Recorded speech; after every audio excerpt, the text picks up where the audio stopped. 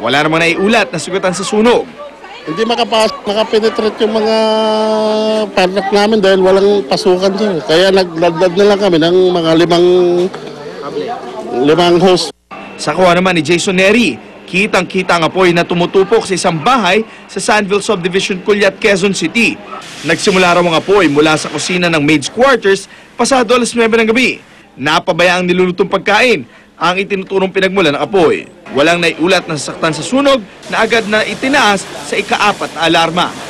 Kaya yung itinaas kagad sa portal para masigurado natin na hindi tayo makukulang ng tubig dahil itong area, hindi tayo sigurado kung ilan dito yung mga fire hydrants. So hindi na makadamihan yung hydrants. Nakapabuti na lang, nakapag-fire hydrant spotting tayo. Kaya madali din naman na-apply sunog. Para sa unang balita, Jay Sabale, reporter. Personal na umapila kay Pangulong Noynoy Aquino ang ina ng dalagang ginahasa umano ng isang Panamanian diplomat para mabigyang katarungan ang nangyari sa kanyang anak. Ito'y matapos na pakawalan ng Panamanian diplomat dahil daw sa diplomatic immunity. Narito ang exclusive report ni Marisol Abduraman. Sa Presidente Aquino, kung nakikinig man po kayo, hindi naman po kami humihingi ng kahit na ano po sa inyo eh. Sana lang po bigyan nyo kami ng hustisya kasi maliit na mamamayan nyo lang kami. Saan po ba kami pupunta? Ipinanawagan na ng ina ni Pamela ang 19 anyos na dalagang ginahasa umano ng isang Panamanian diplomat na si Eric Shix ang kaso ng anak. Ayaw mong panapuan sa lamok. Pinapahatid mo sa eskwelahan, pinapasundo mo. Tapos may isip mo sa sarili mo nung gabi na yun, anong ginawa sa kanya, di ba? Matatanda ang noong Lunes, naglabas ang certificate ang Department of Foreign Affairs na meron palang diplomatic immunity si Shix. Kaya nagpalabas ng court order ang Makati Regional Trial Court, Branch 57, na nagpapalaya sa Panamanian diplomat. Si Shix ay technical officer ng Panama Maritime Authority sa Pilipinas. Muling nagpunta si Pamela kasama ang ina at kanyang abogado sa tanggapan ng Gabriela sa Quezon City. Ang Gabriela ang nagbibigay ng psychological counseling kay Pamela. Nasa in state of shock pa rin siya doon sa pangyayari, no? Para siyang lumulutang pa rin. At talagang mukhang nagkakaroon na ng effect yung pangyayari sa kanya, psychologically, emotionally. Pero kahit napalaya na, porsigido pa rin ang abogado ni Pamela na ilaban ang kaso. Ito ay kahit pa nagpalabas na ng certification ng DFA na may diplomatic immunity umano si Shix. We are in the process of validating kung talagang immune ba itong akusado sa kaso nito dahil ito po ay isang bagay na seryoso. Kahit sinong konsul, gumawa ka na lang ng krimen, ganun-ganun na lang ba? Sa ngayon, hiling ng pamilya ni Pamela, mabigyan ng hustisya ang umano'y ginawa sa kanya ng isang banyaga sa bansa. We will call the attention of DFA to pursue yung kanilang yung waiver of this immunity. Ayon naman sa DFA, inaayos na raw nila ang pag-waive sa immunity ni Shix. We have asked the Panamanian government to waive this immunity so that the Panamanian personnel or officer would face our justice system here. Para sa unang balita, Marisol Abduraman, reporting. Sa ibang balita, malaking abala raw para sa mga truck driver ang umiiral na modified daytime truck ban sa Metro Manila, bunsod ng idinaraos na ADB Summit. Pero walang magawa ang mga driver kundi sumunod at bumiyahe sa oras lang na itinakda. May live report si Salima Refran. Salima? Kaya matapos nga simula ng temporary truck ban kahapon na madaling araw, ang mga truck driver naman sinamantala yung truck ban window kagabi. Kabi-kabila ang mga truck na bumabiyahe pagpatak ng alas 9 ng gabi. Ito na kasi ang simula ng oras kung saan maaari nang bumiyahe ang mga truck sa Metro Manila matapos ang temporary whole day truck ban, busod ang sinasagawang ADB Board of Governors meeting. Ang kahabaan ng R10, kaliwat kanan ng mga truck. Lahat naghihintay ng pagkakataon nilang magkarga at bumiyahe. Ang mga truck na nagde-deliver ng materyales para sa konstruksyon ng isang gusali sa loob ng US Embassy, gabi na lang din ang nakabiyahe. Lahat walang kawala sa ban, liban na lang sa mga nagdadala ng perishable goods. Ang mga driver, inaming mahirap para sa kanilang truck ban kahit na hanggang Sabado lang ito. Hindi kami makaalis dahil sa truck ban. Kaya hintayin pa namin magabi. So ang ano namin, yung pagbiyahe namin medyo perwisyo talaga. Dapat po nakakadalawang biyahe na po kami. Pero sa ngayon po mahihirapan po kami sa isang biyahe dahil nabiyahe nga naman yung isang biyahe, pero yung pangalawa hirap po namin bubunuin sa ngayon. Rhea, hanggang Sabado na lamang itong temporary truck ban. Kaya naman pag-iusap ng MMDA sa mga trucking company at truck driver, kaunting tiis na lamang. At yan ang unang balita mula dito sa Pasay. Rhea? Maraming salamat. Salima Refran. Kaunti naman po na ginaganap ng ADB Summit, makakausap po natin si Finance Secretary Cesar Purisima. Good morning po, Secretary Purisima. Magandang umaga. Good morning, Arnold. Opo, at sa unang araw po, ano pong buting na idulot po ng naturang summit sa bansa po natin? Yung unang araw, karamihan ng mga delegates dumadating, no? Opo.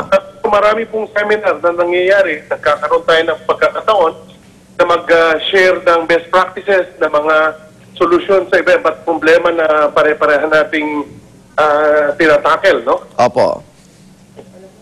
So, yun po ang una. Simula talaga ng ADB meeting sa Friday. Opo. Ngayon po. So kayo parang familiarization lang, ganon? Mga meeting po. Mga socialization. Oo. Opo. Okay, pero nahalaman ho ba nila na may mga protesta sa labas? Particular itong Freedom from Death Coalition, Secretary? Alam niyo po, sa lahat ng ADB meeting, miskin dito sa Pilipinas o kung saan man, palaging kasama po yung mga protesta na yan, ano? Opo. Kasi itong ADB meeting, pagkakataon talaga na marinig tayo ng mga decision makers, no? Okay. Yung mga leaders ng financial community, ng NGO civil community. Alam mo, Arnold, record ang dumating sa Pilipinas, no? Opo. Ang total delegates, 4,700, no? Pinakamalaki.